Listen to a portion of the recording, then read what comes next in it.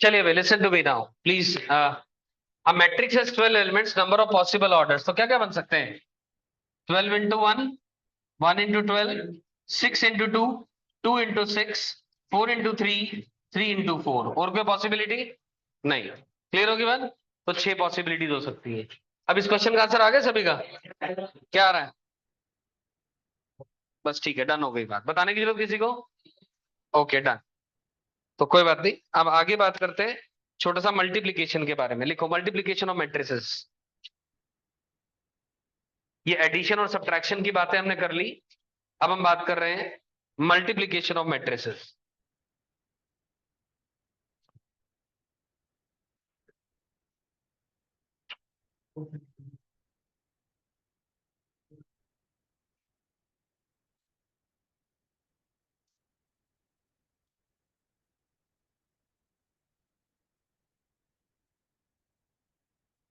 अब मैट्रिक्स के अंदर में जब मल्टीप्लीकेशन करते हैं तो हम रो बाय कॉलम करते हैं। डिटर्मिनेंट के अंदर में हम multiplication row by column, column by column, column by row, चारों तरीके से संभव है। लेकिन यहां पर केवल और केवल रो बाय कॉलम यानी। और एक और बात ध्यान से सुने, मान लो एक मैट्रिक्स ए है, इसका order let's say m cross n है, और एक मैट्रिक्स बी है, इसका ऑर्डर n क्रॉस p है। ये तभी दो मैट्रिसेस का मल्टीप्लीकेशन पॉसिबल है अगर ये कॉलम्स और ये रोज सेम है। एल्स अपार्ट दो मैट्रिसेस का मल्टीप्लीकेशन संभव नहीं है। मैं दोबारा दोहरा रहा हूं अपनी बात को। पहले मैट्रिक्स का ऑर्डर m बाय n, अगले मैट्रिक्स का ऑर्डर n बाय p, ये n और ये n सेम होगा तो तभी मैट्रिसेस का मल्टीप्लीकेशन पॉसिबल है। और ऐसे केस में मैट्रिसेस को कॉन्फॉर्मेबल मैट्रिसेस बोला जाता है। The matrices are called as conformable matrices. Clear? और इन दैट केस जो ए बी जो मैट्रिक्स आएगा उसका ऑर्डर m क्रॉस p हो जाएगा, यानी this cross this, this cross this. ठीक? और दोबारा बोल रहा हूं सारी बातें, m क्रॉस n ए का order, n cross p b का ऑर्डर, n n सेम, तो ए बी का ऑर्डर m क्रॉस n होगा। क्लियर हो गई ये बात?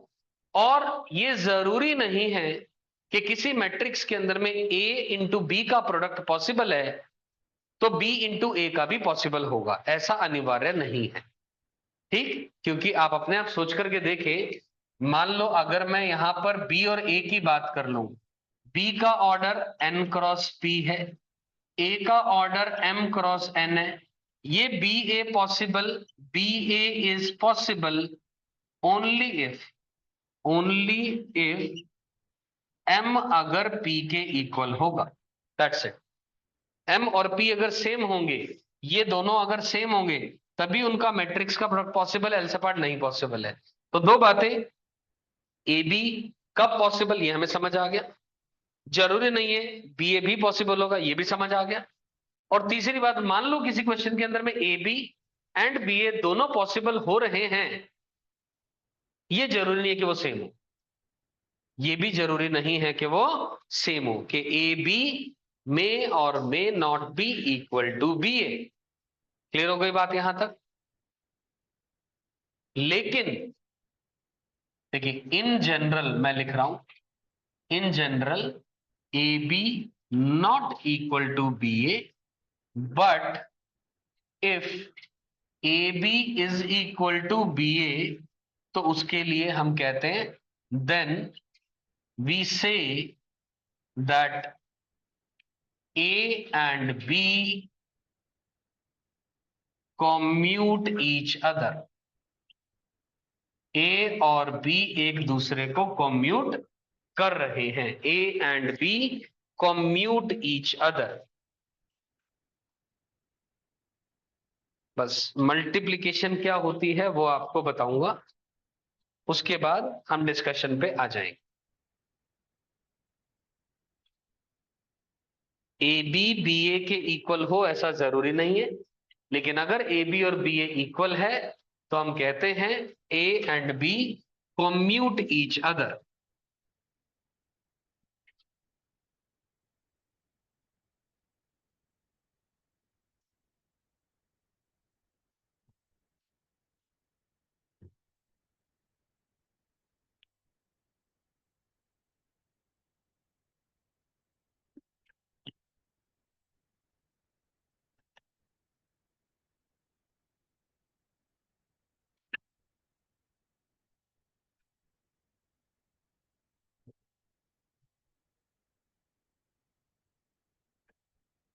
अब मान लो एक मैट्रिक्स में लिख दे रहा हूं, ये रहा मैट्रिक्स कोई, मान लो क्वेश्चन है, ए मैट्रिक्स मैंने ले लिया 1 2 3 0 2 1 1 2 5, और बी मैट्रिक्स ले लिया 1 0 0 1 2 1।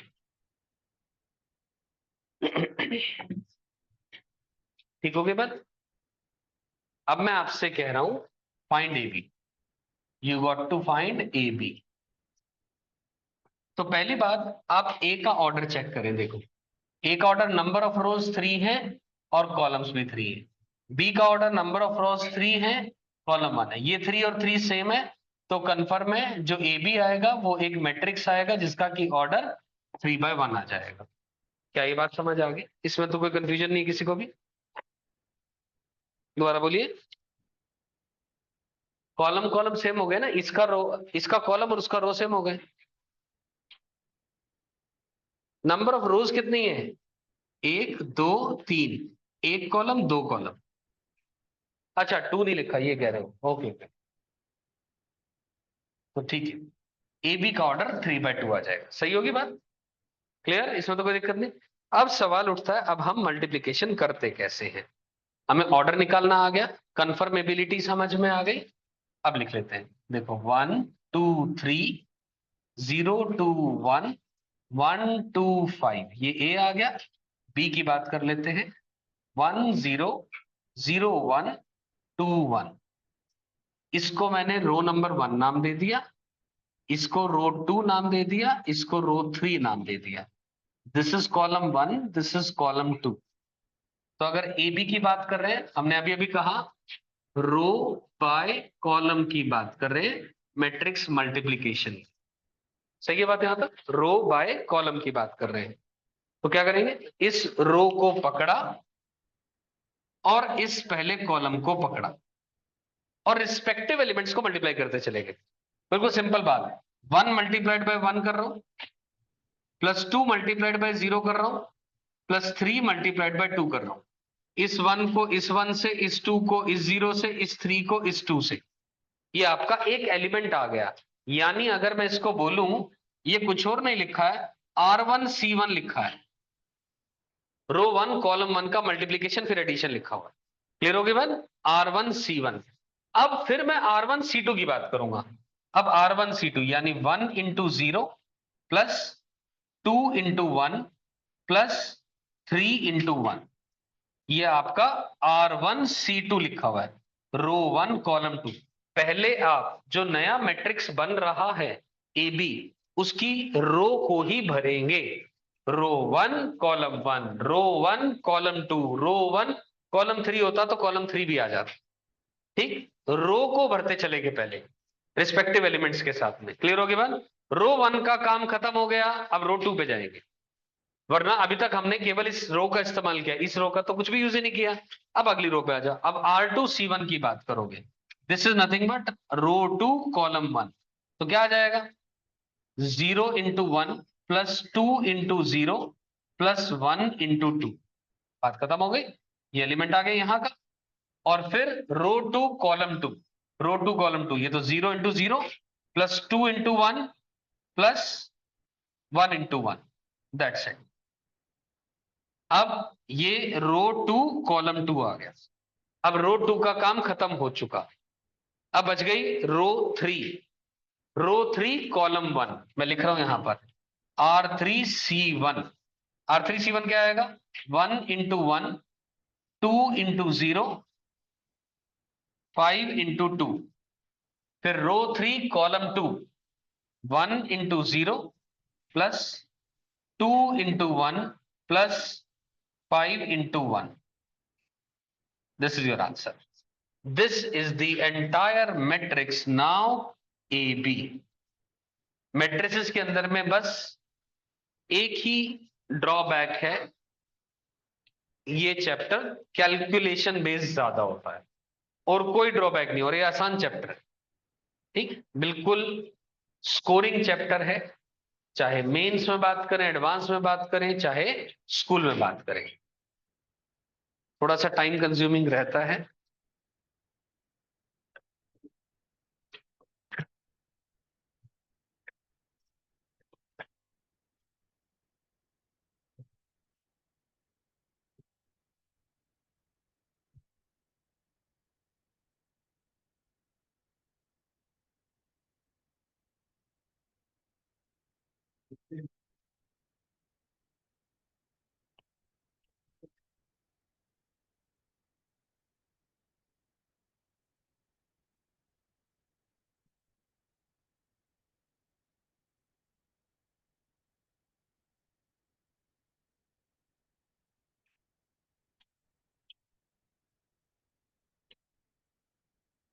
अभी डन, समझ आ गया?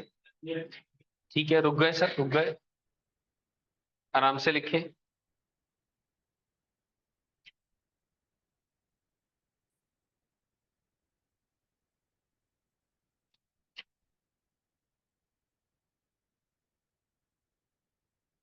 रो को कॉलम से मल्टीप्लाई करते चलते हैं और मैट्रिक्स अपने पास आता जाता है।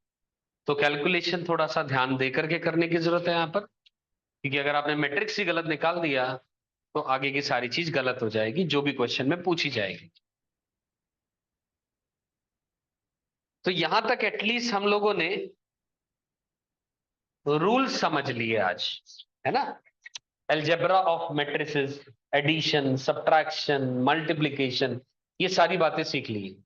अब धीरे धीरे करके हम एक अच्छे लेवल के क्वेश्चंस पे मूव ऑन करते चलेंगे। ठीक, तो आज की क्लास में हम इस चैप्टर में यहीं तक पढ़ेंगे। एक छोटा सा और पॉइंट लेकर आ रहा हूं बस मैं। और अभी हम आईटीएफ का शीट का या किताब के क्वेश्चंस का डिस्कशन कर लेते हैं। और अब आपकी क्लास ट्यूसडे को होगी, तो यानी मंडे को आपका टेस्ट है, तो ट्यूसडे को भी थोड़ा पढ़ने को मिल जाएगा टाइम आपको। तो इन दैट केस आप, मैं आपको एलिमेंट्स वाली किताब से होमवर्क दे रहा हूं। मैंने कल भी कहा था, केवल इस चैप्टर में मैं कहूंगा कि इस किताब से कुछ क्वेश्चन जरूर कर लीजिएगा, है ना? वो करने हैं, वैसे भी करने हैं। और आज आपको इसका level 1 CW, level 1 HW at least मैं आप लोगों को बाय इवनिंग शेयर कर दूंगा मैं आपके ग्रुप में इस चैप्टर। पर कल से पहले आप इस चैप्टर को करना मत शुरू करें। आईटीएफ पे दिमाग लगाइए आज रात को घर जाकर के। कल आईटीएफ को बढ़िया से दें, बढ़िया पेपर बनाया हुआ है, ढंग से दीजिएगा, ईमानदारी से दीजिएगा। फिर उसके बाद इस चैप्टर पे बढ़िया से दिमाग लगाए। क्लियर? तो एक छोटी सी बात बस ये लिखानी है कि मान लो A इंटू बी दो मैट्रिक्स हैं, उनका प्रोडक्ट नल है। ओ, ये जीरो नहीं होता, नल होता है यहां पर। दो मैट्रिसेस का प्रोडक्ट अगर नल आ रहा है, इट डज नॉट इंप्लाई, ये अलजेब्रा की बात इसलिए बता रहा हूं, that one of the matrices zero. लिख लो बात, लिख लो, A B equal to null does not imply that one of the matrices is zero. It does not imply that one of the matrices is zero. जैसे हमें simple सी बात तो मालूम होती है, x into y equal to zero का तो मतलब हम नॉर्मल भाषा में कह देते हैं या तो x जीरो या y जीरो या दोनों जीरो है। लेकिन a into b matrix zero, a into b matrix zero ने नल डज नॉट इंप्लाई कि कोई भी एक कम से कम नल होना चाहिए। क्योंकि ऐसा एग्जाम्पल दे सक, बहुत सारे हैं, तो मैं एक वन ऑफ द एग्जाम्पल मेरे पास लिखा पड़ा, मैं लिख दे रहा हूं, देखो जरा। a लिख लिया आपने 0200 और b लिख लिया आपने 1000। अगर आप इसके अंदर में ए बी प्रोडक्ट चेक करोगे तो नल आ रहा है ए इंटू बी, बावजूद इसके दोनों में से कोई भी नल नहीं है, फिर भी ए इंटू बी का प्रोडक्ट नल आ रहा है। मेरी बात समझ आ गई क्या? लिख लो ये बात।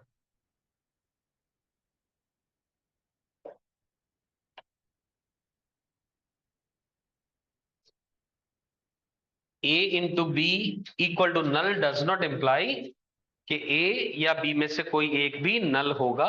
दोनों नल नहीं है तब भी प्रोडक्ट नल आ सकता है। लेकिन हाउएवर, बस ये आखिरी बात लिख लो, however if however if anyone however if anyone of either A or B is null matrix,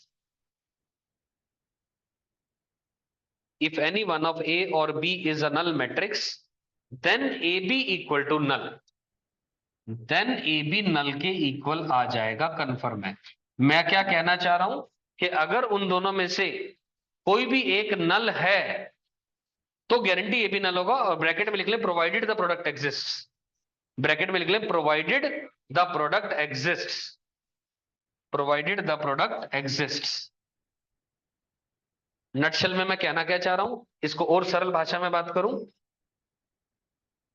बोल दूं, किसी भी मैट्रिक्स को अगर नल मैट्रिक्स से पोस्ट मल्टीप्लाई या प्री मल्टीप्लाई करेंगे तो गारंटी नल आएगा। मैं ये कहना चाह रहा हूं, दुनिया में किसी भी मैट्रिक्स को प्री मल्टीप्लाई अगर नल से, प्री मतलब पहले मल्टीप्लाई, पोस्ट मतलब बाद में, अगर करेंगे तो गारंटी एक नल मैट्रिक्स ही आएगा, भले ही ए नल हो या ना हो। ठीक, क्लियर हो गई बात ये। हाँ, ध्यान ये रहेगा कि दोनों का प्रोडक्ट एग्जिस्ट करे तभी, यानी कॉन्फर्मेबल हो तभी हम सब बातें कर रहे हैं, एल्स अपार्ट तो प्रोडक्ट संभव ही नहीं होगा। और इसी में ही लिख लो कि अगर किसी मैट्रिक्स को आइडेंटिटी मैट्रिक्स से मल्टीप्लाई करेंगे प्री या पोस्ट तो सेम मैट्रिक्स आएगा। यहीं पर ही लिख लो ये बात भी, फिर मैं भूल जाऊंगा वरना। अगर किसी मैट्रिक्स को आइडेंटिटी मैट्रिक्स से मल्टीप्लाई करेंगे चाहे प्री या पोस्ट तो गारंटी वो एक सेम मैट्रिक्स ही निकल के आ जाएगा। डन हो गई बात ये, कोई कंफ्यूजन नहीं है उसमें, भले ही ए की वैल्यू आई भी होगी तब भी ये बात सही है। यानी अगर आई की पावर 2 करेंगे, आई की पावर 3 करेंगे, तब भी वो आई आएगा। समझ रहे हो मेरी बात? आई का मतलब एक आइडेंटिटी मैट्रिक्स की बात हो रही है, ये एक आइडेंटिटी मैट्रिक्स है 1 0 0 1। अगर मैं इन दोनों को मल्टीप्लाई करता हूं, 1 0 0 1 को मल्टीप्लाई करता हूं, देखो करके क्या आ रहा है, ये 1 into 1 0 into 0, row by column, ये 1 आ गया, इस रो को फिर इस कॉलम से 1 0 0 0, फिर ये 0, फिर ये 1 आएगा। तो आई को जितनी मर्जी बार मल्टीप्लाई कर दो, जिस मर्जी ऑर्डर का होगा, हमेशा वो आई ही आएगा। आई की पावर एन इन जनरल लिख सकते हो, I power n is equal to I if n belongs to any natural number. I का तो मतलब अंडरस्टूड है, वो एक आइडेंटिटी मैट्रिक्स है। 2 मिनट के लिए गो थ्रू करो जो भी मैंने पढ़ा है, इसमें कोई बात ऐसी जो आपको ना समझ में आई हो। मैंने रूल्स ऑफ अलजेब्रा आपको बता दिए, अगली क्लास में इससे आगे इन सब का एप्लीकेशन या इससे आगे जो भी होगा वो हम पढ़ेंगे। अब फटाफट से अपना डिस्कशन के लिए वो निकाल लें क्वेश्चंस। पहले शीट की बात करेंगे हम लोग।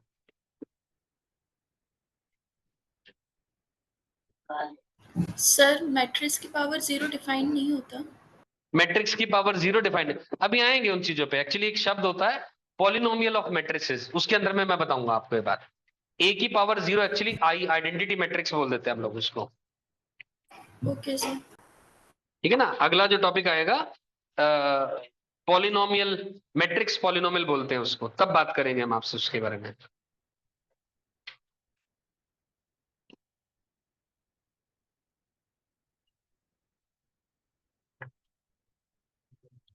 तो आप सब लोग एटलीस्ट एलिमेंट्स किताब में से कहां तक कर लेंगे क्वेश्चंस?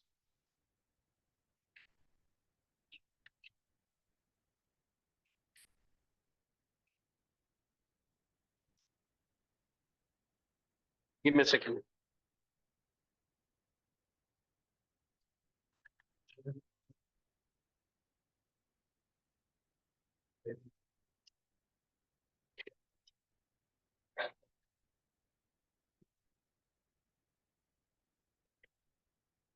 हाँ जी, होमवर्क सुने। हाँ जी देवी जी, होमवर्क एक्सरसाइज 3.3 में सॉल्व एग्जाम्पल टिल 11 एंड जो क्वेश्चंस हैं वो आप करेंगे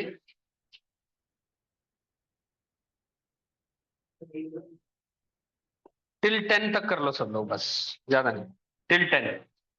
ठीक है ना, स्टार्टिंग फ्रॉम द चैप्टर, शुरू से यहां तक।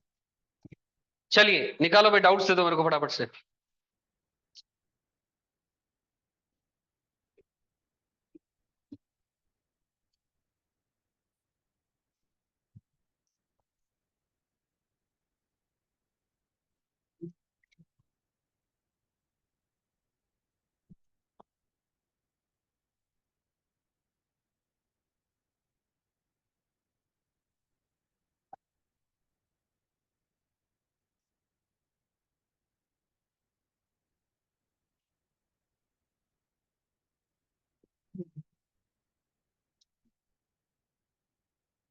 लाओ जी दे दो बच्चे। हाँ भाई, functions sorry ITF level 1 CW doubts 29 एक मिनट रुक जाओ। L1 CW ITF बोलो 29 18 19 और 23 24 और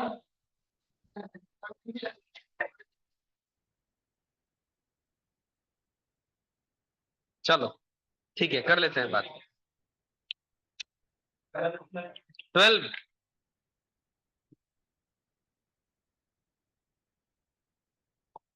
चलो भाई क्वेश्चन नंबर 12 से शुरुआत करते हैं। The numerical value of this value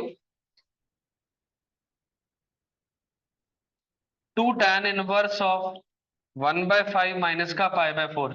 अरे भाई साहब ये लिखा हुआ है 2 tan इनवर्स ऑफ x, इसको tan इनवर्स ऑफ कितना लिख देते हैं 2x अपॉन, अगर x की वैल्यू -1 से 1 के बीच होती है और ये है क्योंकि 1/5 तो -1 से 1 के बीच में है, तो एज अ रिजल्ट इसको लिख दो tan inverse of 2/5 divided by 1 minus का 25 1 अपॉन, तो ये बन जाएगा tan इनवर्स ऑफ 2/5 24/25 यानी 2 बाय कितना, तो tan इनवर्स ऑफ 2/5 25/24 ये कट गया 5/12, तो tan इनवर्स ऑफ 5/12 माइनस इसको tan इनवर्स 1 लिख दो, फिर आइडेंटिटी लगा दो tan inverse x minus tan inverse y is tan inverse of x minus y whole divided by 1 plus xy। आ जाएगा आंसर।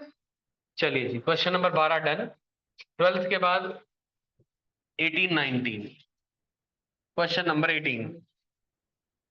18 में भी जिसका भी डाउट है देखिए ध्यान से, 4 tan inverse of 1/5 minus tan inverse of 1/70 plus tan inverse of 1/99। इसकी तो टेंशन छोड़ दो, ये tan इनवर्स x माइनस का tan इनवर्स y लिखा हुआ, ये तो कर ही लेंगे हम लोग। और फिर से आप यही आइडेंटिटी लगा दें, tan इनवर्स 1/5 को, यहाँ भी tan इनवर्स 1/5 था, यहाँ पे 4 टाइम्स लिखा था, यहाँ 2 टाइम्स ऑफ दिस थिंग है, तो एक और बार ये काम करना पड़ेगा। 2 tan इनवर्स 1/5 को tan इनवर्स 5/12 यानी 2 tan इनवर्स ऑफ 5/12 प्लस जो भी आएगा निकल के ऊपर से। अब इसके अंदर में फिर से वही रूल लगा दे,2 tan इनवर्स x का tan inverse of 2x upon 1 minus x square. you'll have to resolve the things into the tan inverse of something form। जब भी 2 tan इनवर्स ऑफ समथिंग या 4 tan इनवर्स ऑफ समथिंग दे रखा होगा, ये करना पड़ेगा, no other option is there, right. और बताइए क्वेश्चन नंबर 18 डन। 19 की बात कर ले। 19 में क्या परेशानी है भाई, इसको क्या कर लो, किसका 19 डाउट मैं बता देता हूं, ऐसे देखिए सुन ले। tan inverse of 5/12 plus sin inverse of 24/25 दिया हुआ है, तो sin इनवर्स वाले को tan इनवर्स में तोड़ दो ट्राइंगल लगा करके, तो tan inverse of x plus tan inverse y लग गया, लगा दो आइडेंटिटी।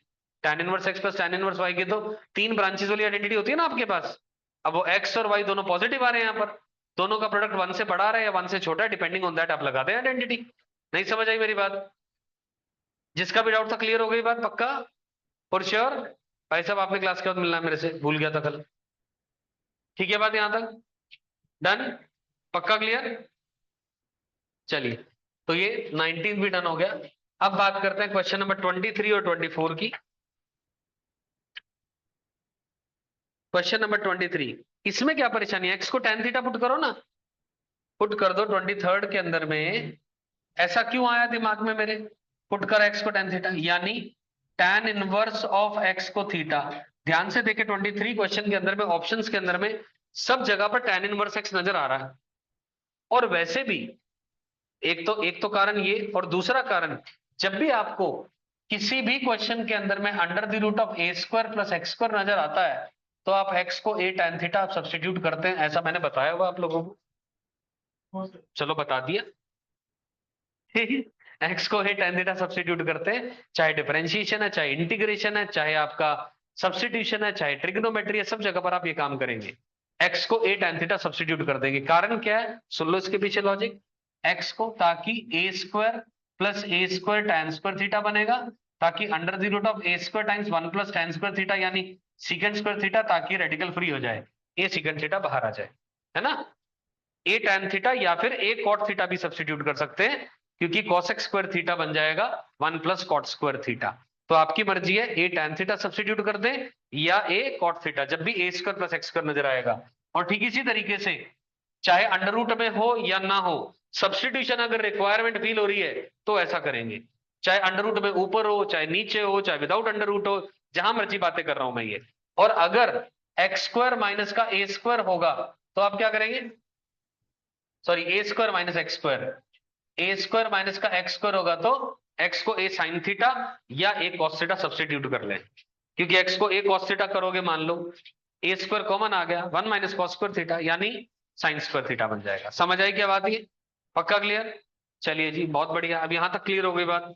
अब देखो जरा, एक्स को tan थीटा सब्स्टिट्यूट कर दिया, क्वेश्चन है tan inverse of x plus under the root of 1 plus x square, value substitute कर दो यहाँ पर x की, tan इनवर्स ऑफ x बन गया tan theta, 1 plus tan square theta is secant square theta, तो under the root of this is secant theta, यानी tan inverse के अंदर में sine theta by cos theta plus 1 upon cos theta, यानी tan inverse के अंदर में नीचे आ गया कॉस थीटा और 1 प्लस साइन थीटा। यहां तक क्लियर होगी बात?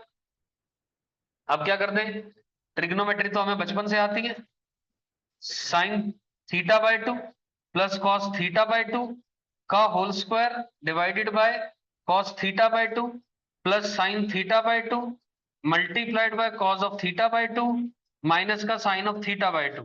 कुछ समझ आया क्या करा? इस साइन थीटा को लिखा 2 sine theta by 2 cos theta by 2 लिख सकता हूं, और 1 को लिखा sine square theta by 2 plus cos square theta by 2 लिख सकता हूं। तो A square plus B square plus 2ab यानी a प्लस बी का होल स्क्वायर, जहां पर a साइन थीटा बाय 2 और b cos थीटा बाय 2। नहीं समझ आया या ऊपर से गया? आ गया। और नीचे cos थीटा लिखा है, cos थीटा को लिख सकते हैं cos square theta by 2 minus sine square theta by 2, और a square minus b square को लिख दिया a plus b into a minus b. ऊपर नीचे कट गया, ये कट गया, बोलो क्लियर है क्या? ये कट गया तो क्या बचा, tan इनवर्स के अंदर में ये बना sign theta by 2 plus cos theta by 2 divided cos theta by 2 minus sign theta by 2। अब ऊपर नीचे क्या कर दो, डिवाइड कर दो, किससे? कॉस थीटा बाय 2 से। कॉस थीटा बाय 2 से जैसे डिवाइड करा, क्या बना, tan इनवर्स के अंदर में 1 plus tan theta by 2 whole upon 1 minus tan theta by 2। ये फॉर्मूला बन गया किसका, tan of pi by 4 plus theta by 2। बोलो बोलो बोलो, tan of pi by 4 plus theta by 2, यानी tan इनवर्स के अंदर में tan of pi by 4 plus theta by 2 यानी pi by 4 plus theta by 2 आ गई बात। अब थीटा को पुट कर दो, कौन है, tan इनवर्स x, आंसर आ गया। नहीं समझ आई बात? बोलो बोलो बोलो। हाँ, अगर ऐसा बिल्कुल नहीं करना है, ऐसा बिल्कुल नहीं कर, वैल्यू पुट करो, क्यों परेशान हो रहे हो? हाँ तो करना भी वही चाहिए, ये तो मैं इसलिए बता दिया कि हाँ ये भी पता होना चाहिए। ठीक, आप x को 0 पुट करो, बात खत्म हो गई, आंसर आ रहा है, क्यों परेशान हो रहे हो? 0 कर लो, कुछ और कर लो, जो भी इच्छा हो रही है, ठीक है ना?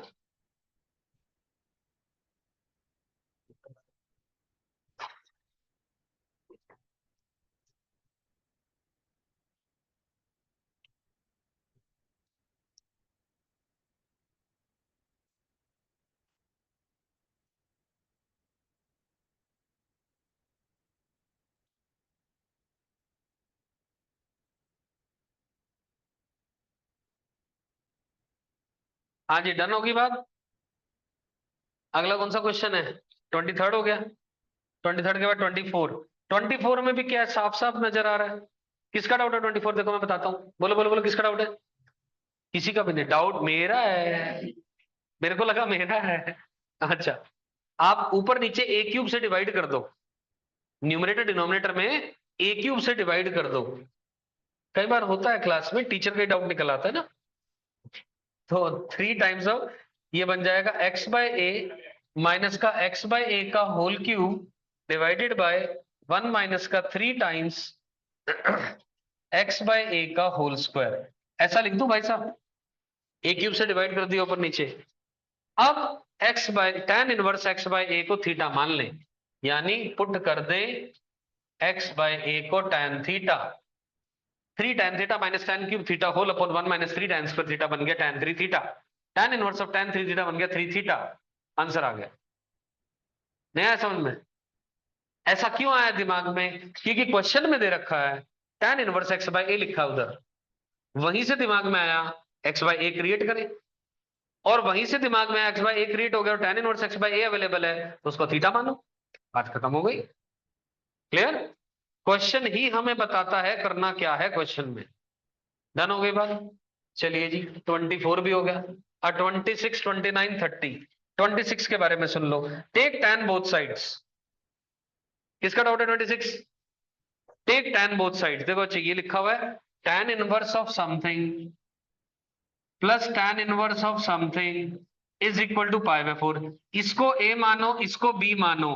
Take tan both side, tan of a plus b is equal to tan of pi by 4, यानी 1 हो गया। tan of a plus b का फॉर्मूला बन गया tan a plus tan b whole upon 1 minus tan a tan b, यानी ये बनेगा x minus 1 upon x minus 2 x plus 1 upon x plus 2 divided 1 minus of x minus 1 upon x minus 2 into x plus 1 divided by x plus 2 is equal to 1। कर दो simplify, answer आ गया, खत्म। लेकिन निकालने के बाद वेरीफाई करना अनिवार्य है। डन होगी बात? हाँ जी देवी जी समझ में आ गई बात? दूसरा तरीका, इसको एक और काम कर सकते थे क्या? इसको पकड़ के उधर ले जाओ और इसको tan इनवर्स 1 मान लो। टेक tan बोथ साइड्स, दोबारा कर दो, एक ही बात है। अब 26 के बाद 29 और 30। 29 में क्या दिक्कत है? हाँ भाई 29 किसका डाउट है? मेरा तो नहीं है, अच्छा आपका है। देखो सुनो जरा 29 में क्या कह रहे हो Chaitanya? Sine inverse of x1 plus sine inverse of x2 up till sine inverse of x base n। Question कह रहा है n पाई बाय 2 है। साइन इनवर्स की वैल्यू कहां से कहां तक होती है? माइनस का पाई बाय 2 से, तो ये n टाइम्स पाई बाय 2 आ रही है, यानी हर एक की वैल्यू पाई बाय 2 आ रही होगी। हर एक कोई पाई बाय 2 आ रहा होगा तभी तो n टाइम्स आ रहा होगा। बाउंडेडनेस की प्रॉपर्टी से साफ साफ पता लग गया कि sine inverse of x base i equal to pi by 2, यानी x base i sine pi by 2 यानी 1, यानी x1 x2 x3 सारे 1 आ गए। उन सबका एडिशन क्या होता है? 1 1 1 कितनी बार ऐड कर रहे हैं? n times. आंसर आ गया n, ऑप्शन नंबर 1। डन होगी बात? हाँ जी 29 डन हो गया। अब बच गया 30। 30 में क्या दिक्कत है? जीपी तो लग रहा है, क्या परेशानी, किसका डाउट है 30? क्या दिक्कत है? देखो सुनो, sine inverse x plus cos inverse x क्या होता है अगर x माइनस 1 से 1 हो? ठीक, तो ये क्या लिखा है? Sine inverse of something plus cos inverse of something pi by 2 लिखा है। Something is equal to something, आ गया आंसर। नहीं समझ आई बात? अब यार sine inverse of something plus cos inverse of something is equal to pi by 2। चलो देसी भाषा में बात कर ले फिर दोबारा। क्या मैं इसको लिख दूं cos inverse of something is pi by 2 minus का साइन इनवर्स ऑफ समथिंग, ऐसा लिख दूं? इसमें तो कोई दिक्कत नहीं। And what is pi by 2 minus sine inverse of something? Cos inverse of something. तो यानी cos inverse of this something is equal to cos inverse of another something. तो ये दोनों इक्वेट कर दो। Something is equal to something which means everything, which means everything. और GP GP तो खेल रहे हैं यहाँ पर। इन्फिनिट जीपी का सम है, पहले का first term 1 common ratio minus x by 2, अगले का एक्स स्क्वायर और common ratio minus x square by 2। हाँ भैया डन। तो हमारा लेवल 1 CW डन, HW बचा हुआ है और आपकी एलिमेंट्स भी बची हुई है। तो आज नहीं समय है, अब नहीं कर पाएंगे या कराऊं? 10 मिनट रोक सकते हैं, कोई चक्कर नहीं है, बोलो। मुझे 1% भी दिक्कत नहीं है, तुम्हारी मर्जी। ये मत कह देना सर नंबर इसलिए नहीं आए थे क्योंकि आपने डिस्कशन नहीं कराया था। Very good, thank you. चलो भाई होमवर्क क्लियर। और आज डीपीबी मैट्रिसेस की 2 हैं, मैंडेटरी है, सबको करके जानी है। धन्यवाद, बाय। आगे बोलो इधर।